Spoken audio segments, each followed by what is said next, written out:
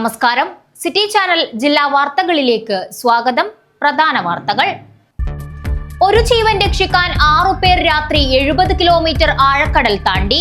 മീൻപിടുത്ത തൊഴിലാളി പള്ളിക്കര മഠത്തിലെ സലോമനെ രക്ഷിക്കാനാണ് കൂറ്റൻ തിരമാലകളും കാറ്റും വകവയ്ക്കാതെ ഇവർ കടൽ താണ്ടിയത്. പറക്ലായിൽ തുടർച്ചയായി 2 ദിവസം വീട്ടുമുറ്റത്ത് പുലി. പറക്ലായിലെ കല്ലടച്ചിറ്റയിൽ വികാസ് നമ്പ്യാരുടെ വീട്ടുമുറ്റത്താണ് അടുത്തടുത്ത ദിവസങ്ങളിൽ പുലിയെത്തിയത്.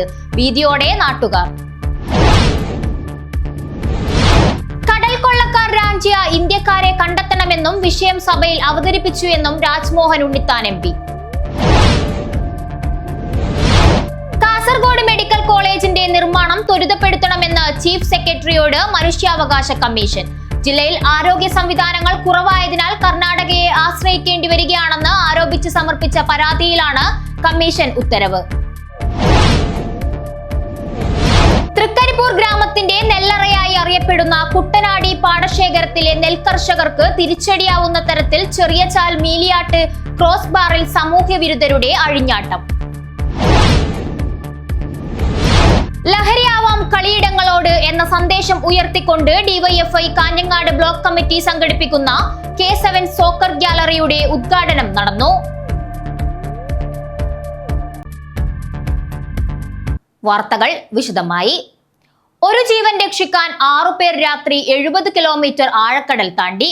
മീൻപിടുത്ത തൊഴിലാളി പള്ളിക്കര മഠത്തിലെ സലോമനെ രക്ഷിക്കാനാണ് കൂറ്റൻ തിരമാലകളും കാറ്റും വകവയ്ക്കാതെ ഇവർ കടൽ താണ്ടിയത്. 3 ദിവസം മുൻപ് പുറംകടലിൽ ജോലിക്കിടയിൽ സലോമൻ കാലും കൈയും തളർന്ന ബോട്ടിൽ കിടപ്പിലായിരുന്നു. കോഴിക്കോട്ടുനിന്ന് 2 ആഴ്ച മുൻപ് കടലിൽ മീൻ പിടിക്കാൻ പോയ ഏഞ്ചൽ ഫാത്തിമ എന്ന തമിഴ്നാട് ബോട്ടിലെ തൊഴിലാളിയാണ് സലോമൻ. ഇദ്ദേഹമടക്കം 8 പേരാണ് ബോട്ടിലുണ്ടായിരുന്നത്. തിങ്കളാഴ്ചയാണ് പുറംകടലിൽ സലോമന്റെ ഒരു വശം തളർന്നത്. ബുധനാഴ്ച വൈകിട്ട് ഹാം റേഡിയോ ഓപ്പറേറ്റർ കണ്ണൂരിലെ റൂണി വഴിയാണ് ഈ വിവരം പുറം ലോകമറിഞ്ഞത്. ഇദ്ദേഹത്തെ കരയിലെത്തിക്കാനുള്ള ചുമതല കാഞ്ഞങ്ങാട് ഡിവൈഎസ്പി ബാബു പെരിങ്ങേത്ത് കടൽ പരിചയം ഏറെയുള്ള ഹോസ്ദുർഗ് SI MTP സെയ്ഫുദ്ദീനെ ഏൽപ്പിച്ചു. ബുധനാഴ്ച വൈകുന്നേരം 4 മണിയോടെ രക്ഷാപ്രവർത്തകർ നീലേശ്വരം തൈക്കടപ്പുറത്ത് നിന്ന് ബോട്ടിൽ പുറപ്പെട്ടു. രക്ഷാപ്രവർത്തകരുടെ തോണിയുടെ 2 യന്ത്രങ്ങളും രാത്രി 8ഓടെ ഉൾക്കടലിലെ കപ്പൽ പാച്ചിലിൽ പ്രവർത്തനരഹിതമായി. ഇതോടെ രക്ഷാപ്രവർത്തകരും ആശങ്കയിലായി. ഇവർ തീരസംരക്ഷണ സേനയുടെ സഹായം തേടാൻ ശ്രമിച്ചെങ്കിലും നടന്നില്ല. പിന്നീട് രക്ഷാസംഘത്തിലുണ്ടായിരുന്ന ഒരു യുവാവ് ഈ തകരാർ പരിഹരിച്ച് യാത്ര തുടർന്നു. ഇതിനിടെ റൂണിയെ ബന്ധപ്പെട്ട് ഏഞ്ചൽ ഫാത്തിമ ബോട്ടിന്റെ സ്ഥാനമുറപ്പിച്ചു. രാത്രി 9:30 രക്ഷാപ്രവർത്തകർ ഉൾക്കടലിൽ ബോട്ടിനരികെ എത്തി സലോമനെ തോണിയിലേക്ക് മാറ്റി. രക്ഷാപ്രവർത്തകരുടെ തോണി രാത്രി 12 മണിയോടെ പള്ളിക്കര ബീച്ചിനടുത്ത് തീരമണഞ്ഞു. കരയിൽ ആംബുലൻസ് അടക്കമുള്ള സൗകര്യങ്ങൾ തീരദേശ പോലീസും ഫിഷറീസ് വകുപ്പും ഒരുക്കിയിരുന്നു. ആദ്യം ഉദുമയിലെ സ്വകാര്യ ആശുപത്രിയിലും തുടർന്ന് കണ്ണൂരിലെ ആശുപത്രിയിലേക്കും മാറ്റി. സൈഫുദ്ദീനു പുറമെ രക്ഷാസംഘത്തിൽ മാർട്ടിൻ, ഷെൽവൻ, ബിജു, എന്തോനിസ്, സതീശൻ എന്നിവരാണ് ഉണ്ടായിരുന്നത്. ഫിഷറീസ് ബോട്ടിലെ CPO ശരത് കുമാർ, ശ്രാങ് ബൈജു, സതീശൻ, റെസ്ക്യൂ ഗാർഡ് സേതു, ശിവൻ എന്നിവരും ആദ്യഘട്ടത്തിൽ ദൌത്യത്തിൽ പങ്കാളികളായി. News bureau, Kanhangad. പറക്ലായിൽ തുടർച്ചയായി 2 ദിവസം വീട്ടുമുറ്റത്ത് പുലി. പറക്ലായിലെ കല്ലടച്ചിറ്റയിൽ വികാസ് നമ്പ്യാരുടെ വീട്ടുമുറ്റത്താണ് അടുത്തടുത്ത ദിവസങ്ങളിൽ പുലിയെത്തിയത്. ഭീതിയോടെ നാട്ടുകാർ. പറക്ലായിലെ കല്ലടച്ചിറ്റയിൽ വികാസ് നമ്പ്യാരുടെ വീട്ടുമുറ്റത്താണ് അടുത്തടുത്ത ദിവസങ്ങളിൽ പുലിയെത്തിയത്. 31 രാത്രി 11:15 വീടിനടുത്തെത്തിയ പുലി വളർത്തുനായയെ കടിച്ചു കൊന്നു. ഏപ്രിൽ 1 രാത്രി 8:10 വീണ്ടും എത്തിയ പുലി വീട്ടുമുറ്റത്തുകൂടി നടക്കുകയും കിടക്കുകയും ചെയ്യുന്നത് CCTVയിൽ ക്യാമറയിൽ പതിഞ്ഞിരുന്നു. വിവരമറിഞ്ഞ് കാസർഗോഡ് നിന്നും RRT സംഘം എത്തി പരിശോധന നടത്തിയെങ്കിലും പുലിയെ കണ്ടെത്താനായില്ല. 2 ദിവസവും എത്തിയത് ഒരേ പുലി തന്നെയാണെന്നാണ് വനം വകുപ്പ് ഉദ്യോഗസ്ഥർ സ്ഥിരീകരിച്ചിട്ടുള്ളത്. വികാസ് നമ്പ്യാരും കുടുംബവും വർഷങ്ങളായി ഈ വീട്ടിൽ സ്ഥിരതാമസമില്ല. ജോലി സംബന്ധമായി ഡൽഹിയിലാണ്. 10 ഏക്കറോളം വരുന്ന റബ്ബർ കശുമാവ് തോട്ടത്തിലാണ് വീട് സ്ഥിതി ചെയ്യുന്നത്. അതിനോട് ചേർന്ന് വിശാലമായ പാറയും കാടുമാണ്. തൊട്ടടുത്ത് വീടുകളൊന്നും തന്നെയില്ല. 1 കിലോമീറ്റർ മാറിയാണ് തോട്ടം നടത്തിപ്പുകാരൻ താമസിക്കുന്നത്. ജനവാസമില്ലാത്ത പ്രദേശമായതിനാലാണ് പുലി വീണ്ടും എത്തിയതെന്നും തിരച്ചിൽ നടത്തിയതിനാൽ മനുഷ്യ സാന്നിധ്യം തിരിച്ചറിഞ്ഞ് ഇനി വരാൻ സാധ്യതയില്ലെന്നും Kanhangad forest range officer K Rahul പറഞ്ഞു. പുലിയുടെ സാന്നിധ്യം സ്ഥിരീകരിച്ചതിനാൽ കൂട് സ്ഥാപിച്ച് പിടിക്കണമെന്നുള്ള നാട്ടുകാരുടെ ആവശ്യം ശക്തമാണെങ്കിലും അതിന് കാലതാമസം നേരിടും. വനം വകുപ്പ് സ്ഥാപിക്കുന്ന ക്യാമറയിൽ പുലിയുടെ ചിത്രം പതിഞ്ഞതിനു ശേഷം ഉന്നത ഉദ്യോഗസ്ഥരെ വിവരമറിയിക്കുകയും ചീഫ് വൈൽഡ് ലൈഫ് വാർഡന്റെ നിർദ്ദേശം ലഭിക്കുകയും വേണം. അതിനുശേഷം മാത്രമേ കൂട് സ്ഥാപിക്കാനുള്ള നടപടിക്രമങ്ങൾ ആരംഭിക്കുകയുള്ളൂ. എന്നാൽ ഇതേ സ്ഥലത്ത് പുലി വീണ്ടും എത്താനുള്ള സാധ്യത കുറവായതിനാൽ ക്യാമറ സ്ഥാപിക്കുന്നത് വൈകാനാണ് സാധ്യതയെന്ന് വനം വകുപ്പ് ഉദ്യോഗസ്ഥർ പറയുന്നു. 2 മാസത്തിനുള്ളിൽ കോടോംബേളൂർ ഗ്രാമപഞ്ചായത്ത് പരിധിയിൽ വാഴക്കോട്, വെള്ളുട, മണ്ടേങ്ങാനം, കോടോം എന്നിവിടങ്ങളിൽ പുലിയെ കണ്ടതായി നാട്ടുകാർ പറഞ്ഞിരുന്നു. ചക്കിട്ടടുത്ത് 2 തവണ ആടുകളെ കൊന്നു തിന്നിരുന്നു. നായ്ക്കയത്ത് പകൽ സമയത്ത് മഠത്തിനടുത്ത് പുലിയെ കണ്ടതായി കന്യാസ്ത്രീകളും പറഞ്ഞിരുന്നു. പഞ്ചായത്ത് പരിധിയിൽ പലയിടത്തും തുടരെ പുലി ഇറങ്ങുന്നത് ജനങ്ങളെ ആശങ്കയിലാക്കുന്നു. പുലിയെ പിടിക്കാനുള്ള ശ്രമം വനവകുപ്പ് സ്ഥിരീകരിക്കണമെന്നാണ് നാട്ടുകാരുടെ ആവശ്യം. ന്യൂസ് ബ്യൂറോ, പർക്ലായി. കടൽ കൊള്ളക്കാർ റാഞ്ചിയ ഇന്ത്യക്കാരെ കണ്ടെത്തണമെന്നും വിഷയം സഭയിൽ അവതരിപ്പിച്ചുവെന്നും Rajmohan Unnithan MP. I would like to draw your attention to the distressing situation involving 7 Indian seafarers who pirates at sea have kidnapped. Among them is Sri Rajendran Bhargavan from my constituency Kasaragod, along with another individual from Cochin, Kerala. The other 5 seafarers are from different parts of India. This incident occurred aboard the ship Bittu River, managed by Maritech Tanker Management Private Limited. Madam, the journey began on September 6, 2024, and the last contact was made on March 17, 2025. On March 18, the families were informed of the hijacking. Sri Rajendran's family, hailing from a poor fishing community, is in severe distress. His wife, who is in the advanced stage of pregnancy, is living in fear and uncertainty, without any updates of the safety. The families of other kidnapped crew members are also experiencing similar anguish. This matter is of national concern. Therefore, I urge upon the government of India to take immediate and decisive action to locate and rescue the 7 Indians and provide relief to these families and ensure. Kasaragod medical കോളേജിന്റെ നിർമ്മാണം ത്വരിതപ്പെടുത്തണമെന്ന് chief സെക്രട്ടറിയോട് മനുഷ്യാവകാശ commission. ജില്ലയിൽ ആരോഗ്യ സംവിധാനങ്ങൾ കുറവായതിനാൽ കർണാടകയെ ആശ്രയിക്കേണ്ടി വരികയാണെന്ന് ആരോപിച്ച് സമർപ്പിച്ച പരാതിയിലാണ് കമ്മീഷന്റെ ഉത്തരവ്. ആരോഗ്യമേഖലയിൽ കാസർഗോഡ് ജില്ലയിലുള്ള സംവിധാനങ്ങൾ അപര്യാപ്തമായതിനാൽ നിർദ്ദിഷ്ട മെഡിക്കൽ കോളേജിന്റെ നിർമ്മാണം ത്വരിതപ്പെടുത്താൻ ചീഫ് സെക്രട്ടറി നടപടിയെടുക്കണമെന്ന് മനുഷ്യാവകാശ കമ്മീഷൻ ജുഡീഷ്യൽ അംഗം കെ ബൈജുനാഥ്. ജില്ലയിൽ ആരോഗ്യ സംവിധാനങ്ങൾ കുറവായതിനാൽ കർണാടകയെ ആശ്രയിക്കേണ്ടി വരികയാണെന്ന് ആരോപിച്ച് സമർപ്പിച്ച പരാതിയിലാണ് കമ്മീഷൻ ഉത്തരവ്. കാസർഗോഡ് ജില്ലാ കളക്ടർ കമ്മീഷനിൽ സമർപ്പിച്ച റിപ്പോർട്ടിൽ നിലവിൽ ആശുപത്രി ബ്ലോക്കിന്റെ നിർമ്മാണ പ്രവൃത്തി നിർത്തിവച്ചിരിക്കുകയാണെന്ന് പറയുന്നു. പഴയ റേറ്റിൽ പണി ചെയ്യാൻ കഴിയില്ലെന്ന് കരാറുകാരൻ അറിയിച്ചതിനെ തുടർന്നാണ് നിർമ്മാണം നിർത്തിവച്ചത്. തുടർന്ന് കരാറുകാരനെ സർക്കാർ നീക്കം ചെയ്തു. ആശുപത്രി ബ്ലോക്കിന്റെ പണി പൂർത്തിയാക്കണമെങ്കിൽ സെക്രട്ടേറിയറ്റ് തലത്തിൽ നടപടികൾ സ്വീകരിക്കേണ്ടതാണെന്നും റിപ്പോർട്ടിൽ പറയുന്നു. അക്കാദമിക് ബ്ലോക്കിന്റെ നിർമ്മാണം പൂർത്തിയാക്കിയിട്ടുണ്ട്. ജീവനക്കാരുടെ ക്വാർട്ടേഴ്സിന്റെ പണി 70% പൂർത്തിയാക്കി. പെൺകുട്ടികളുടെ ഹോസ്റ്റൽ, ടീച്ചേഴ്സ് ക്വാർട്ടേഴ്സ് എന്നിവയുടെ പണിയും പൂർത്തിയാക്കിയിട്ടില്ല. കെട്ടിടങ്ങൾക്ക് വൈദ്യുതി കണക്ഷൻ നൽകുന്നതിന് 3 ലക്ഷം രൂപ MLA ഫണ്ടിൽ നിന്നും അനുവദിച്ചിട്ടുണ്ട്. സ്ഥിരം കണക്ഷന് 18 ലക്ഷം രൂപ ആവശ്യമാണ്. കുടിവെള്ള കണക്ഷൻ അനുവദിക്കാൻ കാസർഗോഡ് വികസന പാക്കേജിൽ നിന്നും വാട്ടർ അതോറിറ്റിക്ക് നൽകിയെങ്കിലും വാട്ടർ അതോറിറ്റി പണി പൂർത്തിയാക്കിയിട്ടില്ല. അബ്ദുൾ സത്താറിന്റെ പരാതിയിലാണ് നടപടി. News bureau, Kasaragod. തൃക്കരിപ്പൂർ ഗ്രാമത്തിന്റെ നെല്ലറയായി അറിയപ്പെടുന്ന കുട്ടനാടി പാടശേഖരത്തിലെ നെൽകർഷകർക്ക് തിരിച്ചടിയാവുന്ന തരത്തിൽ ചെറിയ ചാൽ മീലിയാട്ട് ക്രോസ് ബാറിൽ സാമൂഹ്യ വിരുദ്ധരുടെ അഴിഞ്ഞാട്ടം. തൈക്കിൽ റോഡിനടുത്തുള്ള മീലിയാട്ട് ക്രോസ് ബാറിൽ സ്ഥാപിച്ചിരുന്ന പലകകൾ തകർത്തെറിഞ്ഞു. ഉറപ്പിച്ചു നിർത്തിയിരുന്ന കോൺക്രീറ്റ് സ്ലാബുകൾ ഹാർമർ ഉപയോഗിച്ച് പൊളിക്കുകയും ചെയ്തു. വെള്ളിയാഴ്ച പുലർച്ചെ വയലിലേക്ക് ഉപ്പുവെള്ളം കയറിയത് കണ്ട കർഷകർ അന്വേഷിച്ചപ്പോഴാണ് ക്രോസ് ബാറിലുണ്ടായ അതിക്രമം കണ്ടെത്തിയത്. 3 പതിറ്റാണ്ട് മുമ്പ് പണിത മീലിയാട്ട് ക്രോസ് ബാറിൽ സ്ഥാപിച്ച പലകകൾ ഭൂരിഭാഗവും ഇളക്കിയെടുത്ത് കടത്തിക്കൊണ്ടുപോവുകയും ചെയ്തു. പലകകൾ ഇരുന്ന കോൺക്രീറ്റ് സ്ലാബുകളാണ് ഹാമർ ഉപയോഗിച്ച് അടിച്ചു തകർത്തത്. കുട്ടനാടി പാടശേഖരത്തിൽ നെല്ല് വിരിയുന്ന വേളയിലുണ്ടായ അതിക്രമം മൂലം 20 ഏക്കറിൽ കൂടുതൽ നെൽകൃഷി നശിക്കുന്ന തരത്തിലാണ് ഉപ്പുവെള്ളം കയറിയിട്ടുള്ളത്. മീലിയാട്ട് ഭാഗത്തുള്ള കർഷകർ ചെറിയ വരമ്പുകൾ ഉയർത്തി ഉപ്പുവെള്ളം തടയാനുള്ള ശ്രമം നടത്തിയെങ്കിലും വിജയിച്ചില്ല. കഴിഞ്ഞ നവംബർ അവസാനത്തോടെ മണൽചാക്കുകൾ നിറച്ച് മരപ്പലകകൾ സ്ഥാപിച്ച ക്രോസ് ബാറിലാണ് സാമൂഹ്യവിരുദ്ധരുടെ അക്രമമുണ്ടായത്. മഴ ശക്തമാകുന്ന ജൂൺ മാസത്തിൽ പലകകളും മൺചാക്കുകളും നീക്കുകയാണ് പതിവ്. 2022-23 വർഷം ഗ്രാമപഞ്ചായത്ത് പദ്ധതിയിൽ 60,000 രൂപ ചിലവിട്ടാണ് ക്രോസ് ബാറിൽ പലകയിട്ടത്. കർഷകരുടെ പ്രതീക്ഷകൾ തല്ലിക്കെടുത്തുന്ന തരത്തിലാണ് പാടശേഖരത്തിൽ ഉപ്പുവെള്ളം കയറിയിട്ടുള്ളത്. ശക്തമായ വേലിയേറ്റമുണ്ടാകുന്ന വേളയിൽ തോട്ടിൽ നിന്നും നെൽകൃഷിയിടങ്ങളിൽ ഉപ്പുവെള്ളം കയറുന്നത് ചൂണ്ടിക്കാട്ടി അധികൃതർക്ക് കർഷകരും പാടശേഖര സമിതിയും കർഷക സംഘടനകളും നിവേദനങ്ങൾ നൽകി വർഷങ്ങളായി കാത്തിരിക്കുകയാണെങ്കിലും വേണ്ട നടപടി ഉണ്ടാവുന്നില്ല.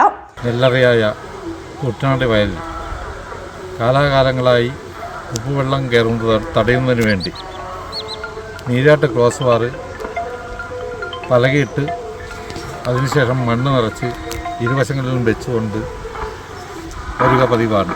എന്നാൽ ഈ കൃഷിവേളയിൽ അതിൻ്റെ ചില സാമൂഹിക ദ്രോഹികൾ പാടശേഖര സമിതി പലയിട്ട് നികത്തിയ ആ സ്ഥലം ചില സാമൂഹിക ദ്രോഹികൾ രാത്രിയുടെ മറവിൽ ക്രോസ് ബാറിലെ തടയണയിലെ പലകകൾ ചില സാമൂഹ്യദ്രോഹികൾ ഇരുട്ടിൻ്റെ മറവിൽ ഇളക്കി മാറ്റിയത് കാരണം IT പാടശേഖരത്തിലെ കുട്ടനാടി വയലിലെ ഏകദേശം 20 ഏക്കറോളം സ്ഥലം നെൽകൃഷി വിരിഞ്ഞു നിൽക്കുന്ന നെല്ല് കരിഞ്ഞ് ഉണങ്ങിപ്പോകുന്ന അവസ്ഥയിലാണ് ഇപ്പോഴുള്ളത്. മെട്ടമ്മൽ വയലോടി ചെറിയ ചാലിന്റെ തുടക്കത്തിൽ പുതിയ ക്രോസ് ബാർ നിർമ്മിച്ച് ഉപ്പുവെള്ളം കയറുന്നത് തടയണമെന്നാണ് കർഷകരുടെയും പാടശേഖര സമിതി ഭാരവാഹികളുടെയും ആവശ്യം. തകർക്കപ്പെട്ട Meeliyat cross bar Trikaripur assistant കൃഷി ഓഫീസർ P. സതീഷിന്റെ നേതൃത്വത്തിൽ കൃഷിവകുപ്പ് അധികൃതരും ഗ്രാമപഞ്ചായത്ത് അംഗം KM ഫരീദ ബീവി, പാടശേഖര സമിതി president VV Balakrishnan, secretary VM Sreedharan, treasurer Ellath Kunhikrishnan എന്നിവരും സന്ദർശിച്ചു. ഉപ്പുവെള്ളം കയറിയതുമൂലം കുട്ടനാടി പാടശേഖരത്തിലെ വിലയാറായ ഏക്കർ കണക്കിന് നെൽകൃഷി കരിഞ്ഞുണങ്ങുമോ എന്ന ആശങ്കയിലാണ് കർഷകർ. ഉർമീസ് തൃക്കരിപ്പൂർ, ന്യൂസ് ബ്യൂറോ, തൃക്കരിപ്പൂർ. ലഹരിയാവാം കളിയിടങ്ങളോട് എന്ന സന്ദേശം ഉയർത്തിക്കൊണ്ട് DYFI കാഞ്ഞങ്ങാട് ബ്ലോക്ക് കമ്മിറ്റി സംഘടിപ്പിക്കുന്ന K7 സോക്കർ ഗ്യാലറിയുടെ ഉദ്ഘാടനം നടന്നു. DYFI കാഞ്ഞങ്ങാട് ബ്ലോക്ക് കമ്മിറ്റിയുടെ നേതൃത്വത്തിൽ 2025 ഏപ്രിൽ 5 മുതൽ ദുർഗ ഹയർ സെക്കൻഡറി സ്കൂളിൽ വെച്ച് നടക്കുന്ന SFA അംഗീകൃത അഖിലേന്ത്യാ സെവൻസ് ഫുട്ബോൾ ടൂർണമെന്റിന്റെ K7 സോക്കർ 4ാം സീസണിന്റെ ഗ്യാലറിയുടെ ഉദ്ഘാടനം നടന്നു. Kanhangad Durga higher secondary school ഗ്രൗണ്ടിൽ വെച്ച് നടന്ന ചടങ്ങ് M. ശ്രീകണ്ഠൻ നായർ നാടമുറിച്ചുകൊണ്ട് ഉദ്ഘാടനം ചെയ്തു. DYFIയുടെ നേതൃത്വത്തിൽ ഇവിടെ നടക്കാൻ പോകുന്ന K7 സോക്കർ ഫുട്ബോൾ ടൂർണമെൻറ്റിൻ്റെ 4ാമത്തെ പരിപാടിയാണ് ഇവിടെ നടക്കാൻ പോകുന്നത്. അതിനു വേണ്ടിയിട്ട് ഇവിടെ ഒരുക്കിയിട്ടുള്ള ഈ ഗാലറിയുടെ ഉദ്ഘാടനം ഞാൻ നിങ്ങളുടെ എല്ലാവരുടെയും സമ്മതത്തോടു കൂടിയിട്ട് ഇത് ഉദ്ഘാടനം ചെയ്തതായി പ്രഖ്യാപിക്കുന്നു. പിന്നെ ഈ പരിപാടി ഒരു വൻ വിജയമാവട്ടെ എന്നും ഞാൻ ആശംസിക്കുന്നു. ഗാലറി കമ്മിറ്റി ചെയർമാൻ ശബരീശൻ അധ്യക്ഷനായി. 10,000 ആളുകളെ ഉൾക്കൊള്ളാൻ കഴിയുന്ന ഗാലറിയാണ് ദുർഗ ഹയർ സെക്കൻഡറി സ്കൂളിൽ സജ്ജീകരിച്ചിരിക്കുന്നത്. PK Nishant, V. Gineesh, N. കോബി, M. Sethu, Manoj Karakkuzhi എന്നിവർ സംസാരിച്ചു. Gallery committee convener N. Deepuraj സ്വാഗതം പറഞ്ഞു. News bureau, Kanhangad. K7 football tournament season 4 April 5-ന് തുടങ്ങും. Durga higher secondary school floodlight സ്റ്റേഡിയത്തിൽ വെച്ചാണ് ടൂർണമെന്റ് നടക്കുന്നത്. കേരളത്തിലെ SFA അംഗീകൃത സെവൻസ് ടൂർണമെന്റുകളിൽ ഏറ്റവും മികച്ച ടൂർണമെന്റായ K7 സോക്കർ അഖിലേന്ത്യാ സെവൻസ് ഫുട്ബോൾ ടൂർണമെന്റ് ഏപ്രിൽ 5-ന് തുടക്കമാകും. ലഹരിയാവാം കളിയിടങ്ങളോടെ എന്ന സന്ദേശം ഉയർത്തി DYFI കാഞ്ഞങ്ങാട് ബ്ലോക്ക് കമ്മിറ്റിയുടെ നേതൃത്വത്തിൽ Durga higher secondary school floodlight സ്റ്റേഡിയത്തിൽ വെച്ച് നടക്കുന്ന ടൂർണമെന്റിന്റെ ഉദ്ഘാടനം മുൻ ഇന്ത്യൻ ക്യാപ്റ്റനും ISL കമാൻഡേറ്ററുമായ ജോപോൾ അഞ്ചേരി ഉദ്ഘാടനം ചെയ്യും. കേരളത്തിലെ സെവൻസ് ഫുട്ബോൾ അസോസിയേഷൻ അംഗീകരിച്ച മികച്ച 20 ടീമുകളാണ് ഇത്തവണ K7 സോക്കറിൽ മാറ്റുരയ്ക്കുന്നത്. ആഫ്രിക്കൻ രാജ്യങ്ങളിലെ കരുത്തരായ താരങ്ങളും ISL താരങ്ങളും ജൂനിയർ ഇന്ത്യൻ താരങ്ങളും വിവിധ ടീമുകൾക്ക് വേണ്ടി ബൂട്ട് കെട്ടും. 19 ദിവസങ്ങളിലായി നടക്കുന്ന മത്സരം ഏപ്രിൽ 24-ന് അവസാനിക്കും. ഉദ്ഘാടന മത്സരത്തിൽ കഴിഞ്ഞ വർഷത്തെ ചാമ്പ്യന്മാരായ നാഷണൽ FC കോട്ടപ്പുറത്തിനു വേണ്ടി ഫിറ്റ്വെൽ കോഴിക്കോട് FC തൃക്കരിപ്പൂരിനെ നേരിടും. സീസൺ 4 ആണ്. ഏപ്രിൽ 5-ാം തീയതി ഹയർ സെക്കൻഡറി സ്കൂളിൽ തുടക്കം കുറിക്കുന്നത്. കേരളത്തിലെ SFA അംഗീകൃത സർവീസ് ടൂർണമെന്റുകളിൽ ഏറ്റവും മികച്ച ടൂർണമെന്റായിട്ടാണ് K7 സോക്കറിനെ അടയാളപ്പെടുത്തിയിട്ടുള്ളത്. ഇത്തവണ DYFI സംസ്ഥാന വ്യാപകമായി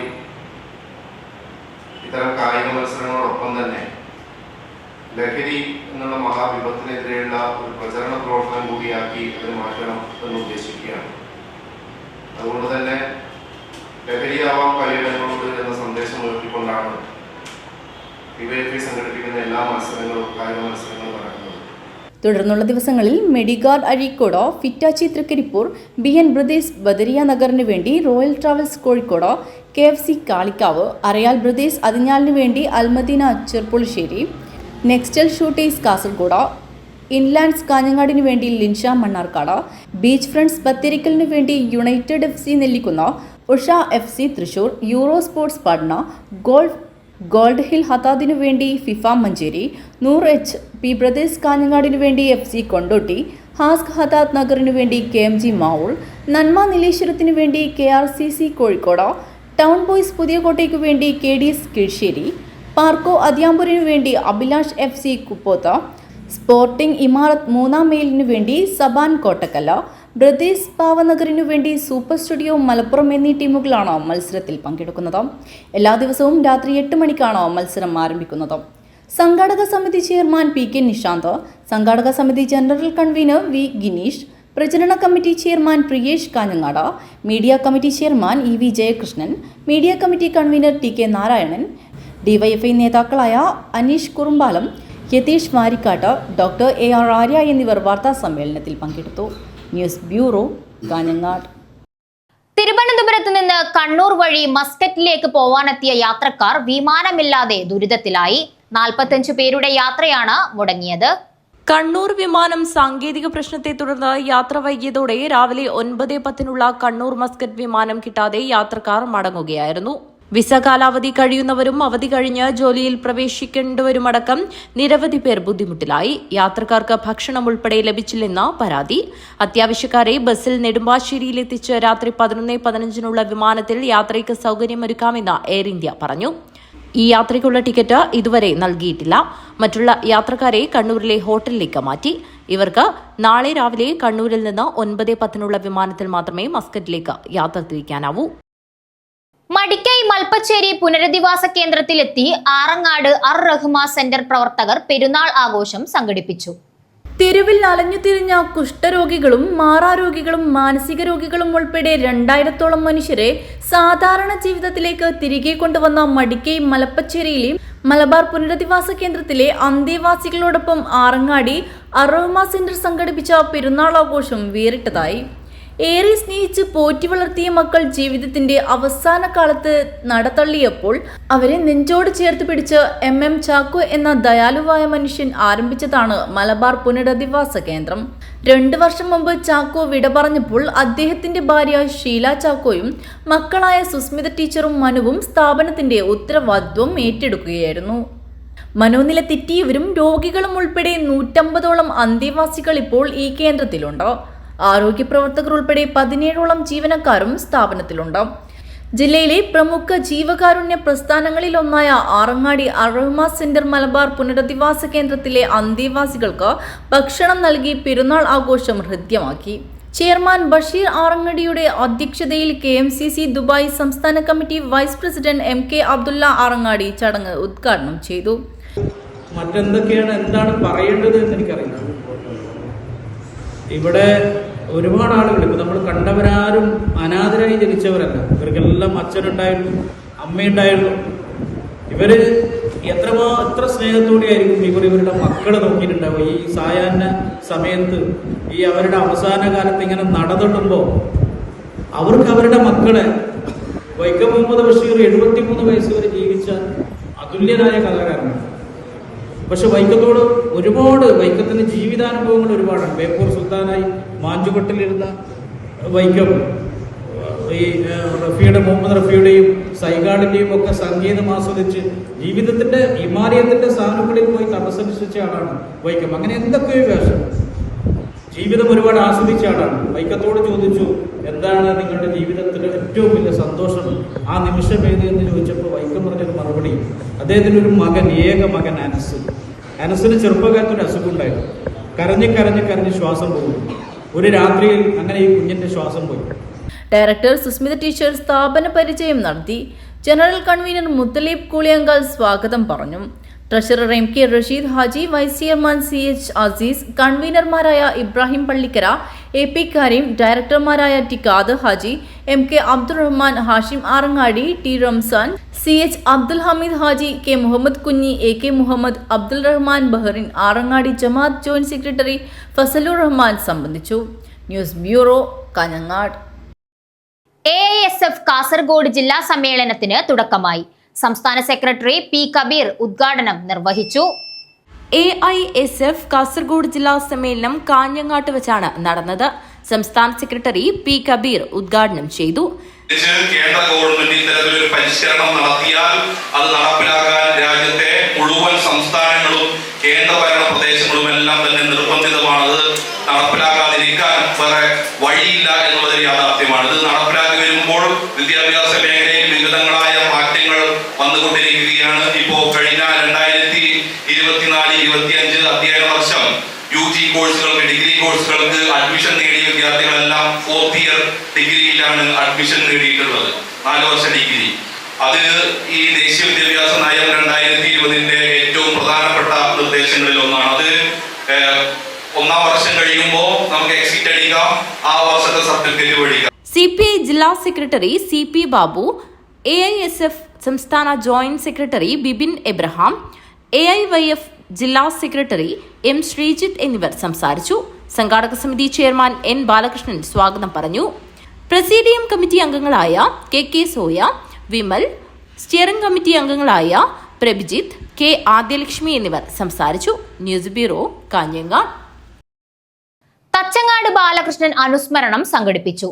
രാഷ്ട്രീയ, സാമൂഹിക, സാംസ്കാരിക, സഹകരണ രംഗങ്ങളിൽ തിളങ്ങി നിന്നിരുന്ന അതുല്യ പ്രതിഭയായിരുന്നു തച്ചങ്ങാട് ബാലകൃഷ്ണൻ എന്നാണ് KPCC working president T Siddique MLA പറഞ്ഞത്.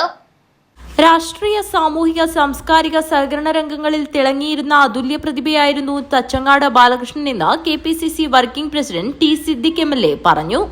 തച്ചങ്ങാട് ബാലകൃഷ്ണന്റെ ചരമവാർഷിക ദിനത്തിന്റെ ഭാഗമായി നടന്ന അനുസ്മരണ സമ്മേളനത്തിൽ സംസാരിക്കുകയായിരുന്നു അദ്ദേഹം. പ്രസിഡന്റും ഒക്കെയായിട്ടുള്ള പ്രിയ സഹപ്രവർത്തകൻ, സ്നേഹിതൻ ശ്രീ സാജിദ് മൂവൽ, കണ്ണൂർ ജില്ലാ കോൺഗ്രസ് കമ്മിറ്റിയുടെ പ്രിയപ്പെട്ട ജനറൽ സെക്രട്ടറി, ഞങ്ങൾ ഇന്ന് നാറാത്ത് സർവീസ് സഹകരണ ബാങ്ക് ഫസ്റ്റ് ക്ലാസ് ബാങ്കാണ്, ആ ബാങ്കിൻ്റെ പ്രസിഡന്റ് കൂടിയാണ് ശ്രീ രജിത് നാറാത്ത്. അവിടെ ഒരു പരിപാടിക്ക് വേണ്ടി ഇന്ന് കാലത്ത് എത്തിയതായിരുന്നു. കൂടെ ഒരുമിച്ച് യാത്ര ചെയ്തു വന്നതാണ് പ്രിയപ്പെട്ട ശ്രീ രജിത്. തച്ചങ്ങാട് ബാലകൃഷ്ണന്റെ പേരിൽ ഏർപ്പെടുത്തിയ പുരസ്കാരം ജീവകാരുണ്യ പ്രവർത്തകനും ഇൻകാസ് ഷാർജ ജില്ലാ പ്രസിഡന്റുമായ V നാരായണൻ നായർക്ക് T സിദ്ദിഖ് കൈമാറി. യോഗത്തിൽ സംഘാടക സമിതി ചെയർമാൻ സുകുമാരൻ പൂച്ചക്കാട് അധ്യക്ഷത വഹിച്ചു. DCC പ്രസിഡന്റ് PK ഫൈസൽ അനുസ്മരിച്ചു. KPCC അംഗം Hakeem Kunnil, DCC vice president Sajid Maval, Ranjith Narath, DCC general സെക്രട്ടറിമാരായ ഗീതാ കൃഷ്ണൻ, PV സുരേഷ്, കോൺഗ്രസ് മണ്ഡലം president KV Bhakthavatsalan, KV Sreedharan, MP Shafi, Pallikkara panchayat അംഗം ജയശ്രീ മാധവൻ, T യശോദ, സംഘാടക സമിതി കൺവീനർ മഹേഷ് തച്ചങ്ങാട്, മണ്ഡലം പ്രസിഡന്റ് രവീന്ദ്രൻ കരിച്ചേരി, ട്രഷറർ ചന്ദ്രൻ തച്ചങ്ങാട് എന്നിവർ സംസാരിച്ചു. News bureau, Kanhangad. കാർഷിക നവോത്ഥാന യാത്രയ്ക്ക് മഞ്ചേശ്വരത്തു നിന്നും തുടക്കമായി. യാത്രയ്ക്ക് മാവുങ്കാലിൽ സ്വീകരണം നൽകി. ഏപ്രിൽ 28-ന് തിരുവനന്തപുരത്ത് കാർഷിക നവോത്ഥാന യാത്ര സമാപിക്കും. ഭാരതീയ കിസാൻ സംഘ് കേരളയുടെ നേതൃത്വത്തിലാണ് കാർഷിക നവോത്ഥാന യാത്രയ്ക്ക് തുടക്കമായത്. മഞ്ചേശ്വരത്ത് നിന്നുമാണ് കാർഷിക നവോത്ഥാന യാത്ര പുറപ്പെട്ടത്. ഏപ്രിൽ 28-ന് തിരുവനന്തപുരത്ത് യാത്ര സമാപിക്കും. മാവുങ്കാൽ ടൗണിൽ നടന്ന സ്വീകരണ ചടങ്ങിൽ ഭാരതീയ കിസാൻ സംഘ് ജില്ലാ പ്രസിഡന്റ് കുഞ്ഞിരാമൻ നമ്പ്യാർ അധ്യക്ഷത വഹിച്ചു. Sahakara Bharathi state president advocate Karunakaran Nambiar മുഖ്യപ്രഭാഷണം നടത്തി. ബഹുജന പ്രസ്ഥാനങ്ങളിൽ ഒന്നാണ് ഭാരതീയ കിസാൻ സംഘ്. വിദ്യാർത്ഥികളും കർഷകരുമാണ് ഏതൊരു രാജ്യത്തിന്റെയും വിധി നിർണ്ണയിക്കുന്ന സുപ്രധാനമായ ശക്തികൾ. വിദ്യാർത്ഥികളുടെയും കർഷകരുടെയും പ്രക്ഷോഭങ്ങളാണ് ഓരോ നാടിന്റെയും വിധി നിർണ്ണയിച്ചിട്ടുള്ളത്, ഗതി നിർണ്ണയിച്ചിട്ടുള്ളത്. നാടിന്റെ വികസന പ്രക്രിയയ്ക്ക് നേതൃത്വം കൊടുക്കാൻ സാധിക്കുന്ന സുപ്രധാനമായ ശക്തികളിൽ ഒന്നാണ് നാടിന്റെ കർഷകർ. ഭാരതം എന്ന് പറയുന്ന നമ്മുടെ രാഷ്ട്രത്തെ കുറിച്ച് നമുക്കറിയാം. കാർഷിക മേഖല ഭാരതത്തിന്റെ നട്ടെല്ലാണ് എന്നാണ് അറിയപ്പെടുന്നത്. ചടങ്ങിൽ വെച്ച് മുതിർന്ന കർഷകരെ ആദരിച്ചു.